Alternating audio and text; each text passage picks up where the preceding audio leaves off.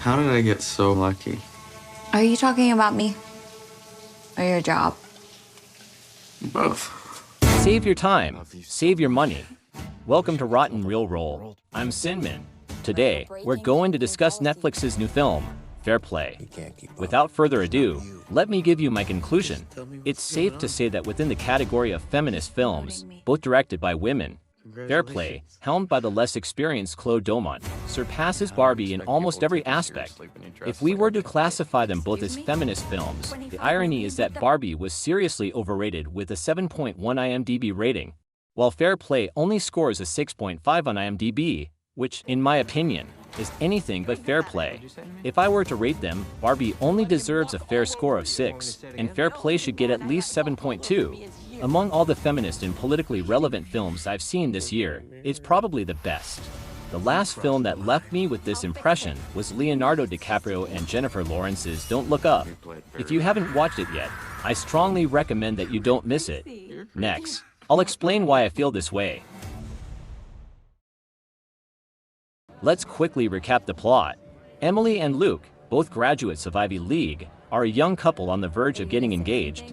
They both work at a highly competitive financial company, and due to company policies, they must keep their romantic relationship a secret. When their PM gets fired, an opportunity opens up, and Emily expects Luke to get the promotion. She shares the news with him, but to her surprise, she gets the promotion herself. Emily's promotion starts to affect their relationship subtly. No more plot details, but I will say it's worth watching, even if you know the story in advance. When I first read the synopsis, I thought of another film, the 2012 Thai romantic. In that movie, the main characters, a couple working at the same bank, must hide their relationship because of job competition. One of them has to resign. Despite the similar premise, the two films offer entirely different viewing experiences. In the latter, the couple work together and compete in a humorous atmosphere, ending in a heartwarming way, with the couple realizing the importance of love over work. This film was also the box office champion of Thailand that year. In contrast, Fair Play is more realistic and harsh. This realism makes it less likely to perform well at the box office. However, this film delves much deeper, touching on the harsh realities of competition under capitalism and addressing feminist issues in the workplace, topics that even a similar film like The Wolf of Wall Street didn't explore. As the title suggests, I believe Fair Play is a far superior feminist film compared to Barbie for several reasons.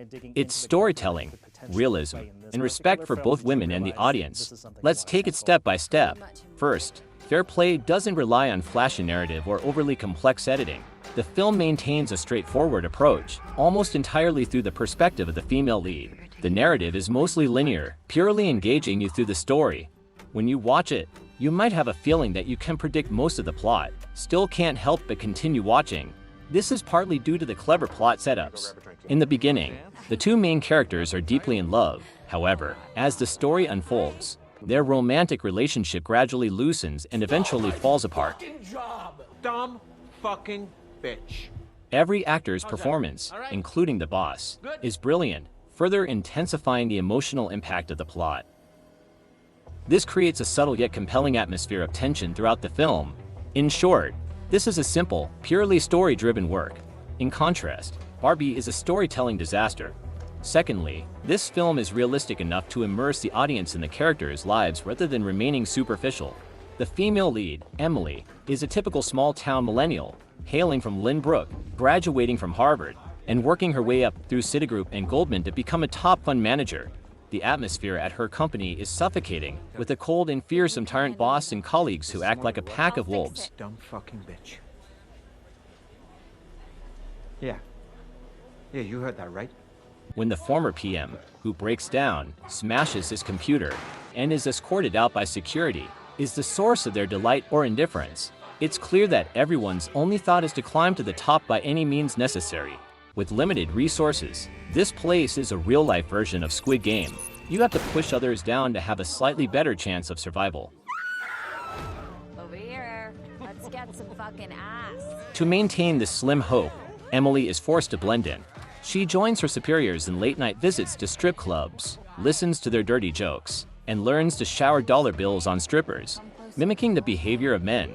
On the other hand, Luke is even more humble, willing to know before his most detested boss and fabricate a lie, saying, "I've admired you since college. You're my only idol," all to beg for a promotion. What's worth noting is that, despite being employees of a financial company, Emily and Luke continue to rent a rundown, mess apartment, with sewage flowing in the streets below. This contrasts with many movies' depictions of Wall Street elites who are always immaculate, dressed in suits, with perfect hair, living in upscale apartments. The reason they stay in such a suffocating company without quitting is that they can't afford New York's exorbitant housing cost. Only by becoming a PM and earning a one-time commission of $570,000 can they hope to leave this place. Compared to the absolute realism of this film, Barbie sets its story in a fanciful Barbieland, a concept world that only exists in the director's mind. Even when it attempts to portray the male-dominated society, it merely scratches the surface. It's more like an abstract painting, difficult for anyone, except extreme feminists, to find any emotional connection to the real world within it. Third, respect for women and respect for the audience. I'm so sorry. I will do anything to make it okay for you.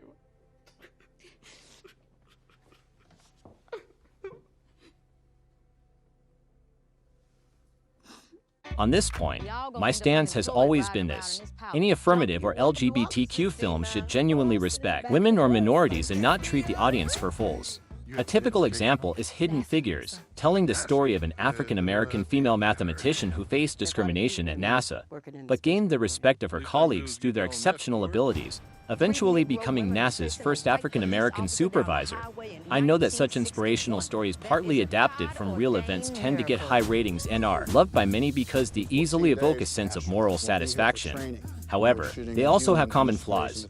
In these films, the group they want to celebrate, like women or black, is always portrayed as great, righteous, and correct. They are always brilliant geniuses, kind, diligent, and perfect, almost like saints. Those who stand in their way, representing patriarchy, are typically depicted as foolish, evil, and symbolizing white male supremacy. Equal rights. I have the right to see fine in every color. Ultimately, justice triumphs, and the arrogant white men lower their noble heads, acknowledging their mistakes. For this purpose, Hidden Figures doesn't hesitate to create non-existent antagonists. Jim Parsons playing the white engineer Paul Stafford and Kirsten Dunst playing a spiteful white female supervisor. In my opinion, such character setups are disrespectful not only to black people and women, but also to the audience's intelligence. They are filled with the arrogance of the powerful. From a condescending perspective, giving supposedly weaker individuals 100% moral praise is truly humiliating because it's just pity. In this regard, Fair Play does a great job. It perfectly showcases the difficulties women face in the workplace. Even if they succeed through their own abilities, they still have to deal with male prejudice. Men often subconsciously believe they must have used their sexual appeal. You think you earned your job? It had nothing to do with you. They just needed a fucking woman to look good. Or even engaged in unethical practices to get a promotion, and they gossip accordingly. What do you think? I wouldn't rule it out. Fuck. Well, should I just get a sex change? However, this film doesn't blindly glorify women or tell you how despicable men are. Although the male lead shows signs of cowardice, insecurity, and jealousy when faced with his girlfriend's promotion, it's not a stereotypical representation of men. Conversely, the female lead, despite her kind nature, is not morally perfect. There are several details that illustrate this. One is when, after the promotion, she tells her mother not to announce their engagement to the public for the time being. When she mentions Luke, she says my analyst rather than Luke. Promoted me, and if they found out that I'm dating my analyst. This detail repeated several times, reflecting her growing ego, as Luke shifts from boyfriend to my analyst, which shows her mentally imbalanced. Another point is when Luke finally exposes their relationship in front of the boss. To protect herself, she falsely claims that she and Luke were not in a relationship, that he had always secretly admired her and created the whole story.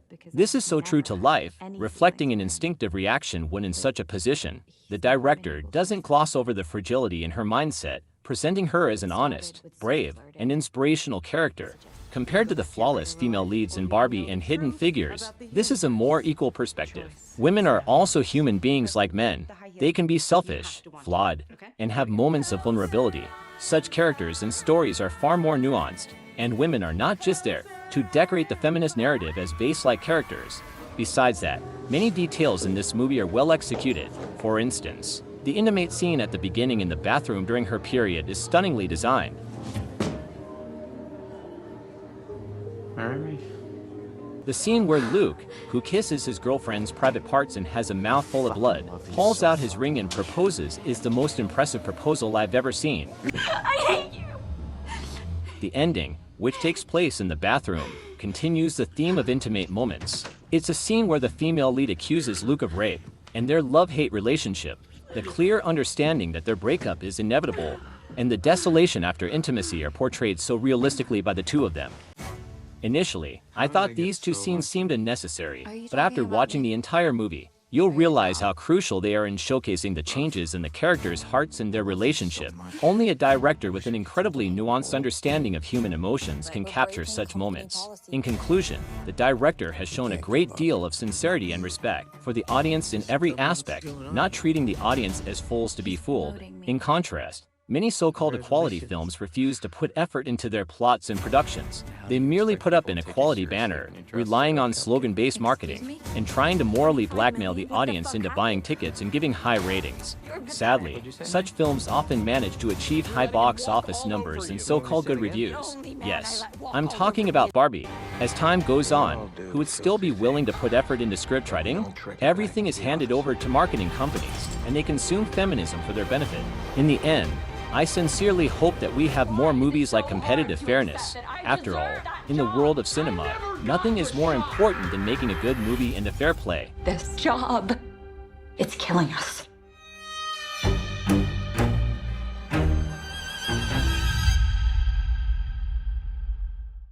Well, that's all for today. If you enjoyed this episode, please feel free to like, subscribe, and share our video.